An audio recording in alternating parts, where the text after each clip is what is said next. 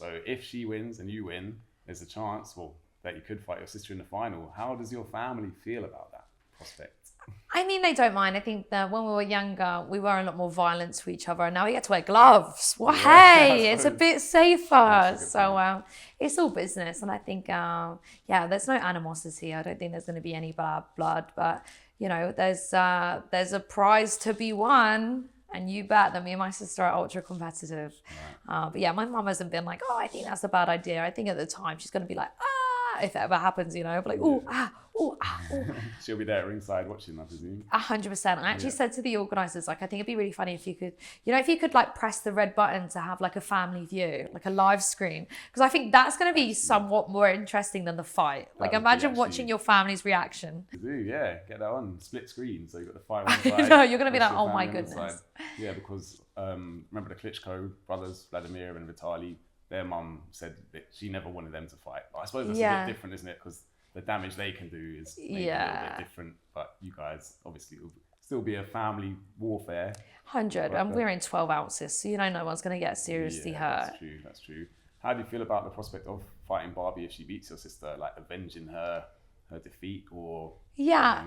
I think it's going to be annoying because you know in influencer boxing she's going to turn around and be like, well, I beat your sister and I'm going to come for you. And I think that's going to be something that I've got to try and not let get under my skin, and I've got to try not get too emotional, because imagine if, you know, I think too much like, you know, about revenge and that kind of thing. I just need to think about winning. I don't need to think about avenging my sister or anything like that. I need to focus on myself. Like, as annoying as and hard as it's going to be, that's the kind of thing that I need to keep telling myself. Yeah, fair enough. Just it's business, not personal, right? That's even with Barbie, I'm fuck you up. Yeah, but like, I haven't seen too much of Barbie, but she seems quite intimidating, like with all the looks wise. Yeah, tattoos and makeup. But is that that's just obviously just to put you off your game plan, right? Yeah, I think that if you actually hear her speak and that kind of thing, and behind the scenes, like, she's very soft. She's not intimidating. She's not, you know, like scary in terms of body language or anything like that. I think she knows the aim in terms of like trash talk, but no, I don't find her intimidating at all. I just think if she was my size, she'd be crap. The only thing that she does have is obviously a huge weight and size advantage, but I keep telling myself, you've handled the height advantage already. So she's that's not a problem. Exactly. She's just a lot bigger, and she just loves like an uppercut. So you know, it'll be interesting if she does win against my sister, which I think my sister's got this. But, you know, my sister's very similar build to me. So I can think, what do I need to do that, if I win, obviously, that my sister didn't for me to get that win? Because we're very similar builds. Yeah, you can learn a lot from that fight. But touch wood, your sister comes through, and then it's the Brooke battle in the final. That's I think that's the best case scenario, because, you know, the winner or the loser or that, like, we're going to be... two of the best in the tournament, so it shows, damn, they've got some crazy bloodline, they've got some crazy genes or mentality. Has she been boxing as long as you, or did she start before you? I'm not sure the timeline. No, she's brand new to this. She only had 6 weeks before her first fight. Right. So the fact she won that, like, she's completely gassed, and she's ecstatic. And you know, I think she doesn't put too much pressure on herself. Like, she knows that she's been training the least, and Amber had been training over a year, so she's like, damn, I can beat Amber with 6 weeks training. Like, the world is my oyster. Sky's the limit. Exactly. Yeah, that's inspirational stuff. You get into a lot of fights at school. Oh yeah, I was like a wannabe chav. I was like not a very nice person at school. Like, I was like fat, ugly, and ginger.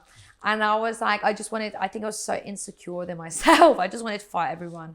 And I was kind of in with, not the wrong crowd, but not the nicest kids. Like, I'd always hang around with the people that smoked. I smoked. Like, I was just such a wannabe chav. Like, if you wanted this, I remember that I had this fight in McDonald's because the girl spat on me.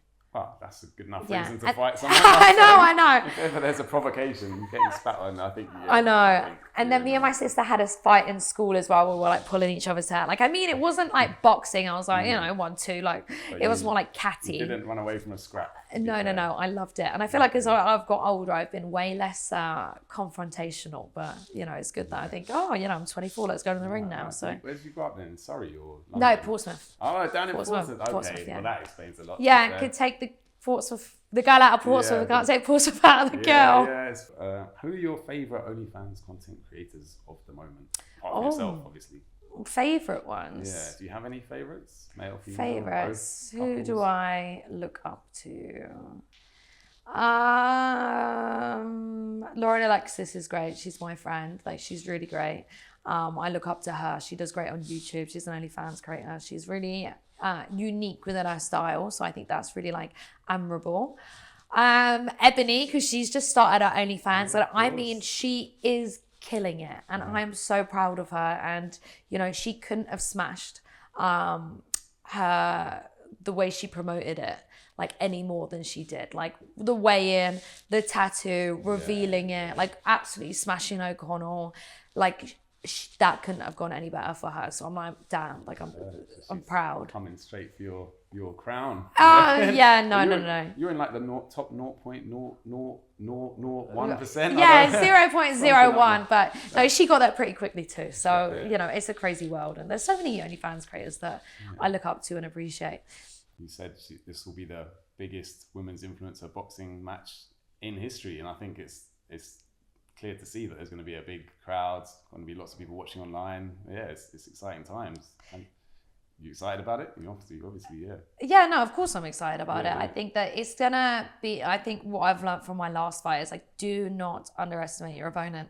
So this time I'm like, Julie's going to be the hardest MF ever. She's going to be so tough. She's dangerous. I need to be alert and on my toes and, you know, keep focused. Because if I don't, she's big and, you know, bad things might happen to me. This is it. No, it's going to be big because, you know, she's got 1.5 million followers and the Brazilians, as per Last Kingpin, are absolutely wild and they're diehard fans. So, you know, I expect to be booed on my walkout. Yeah, that's going to happen. Yeah, 100%. Yeah.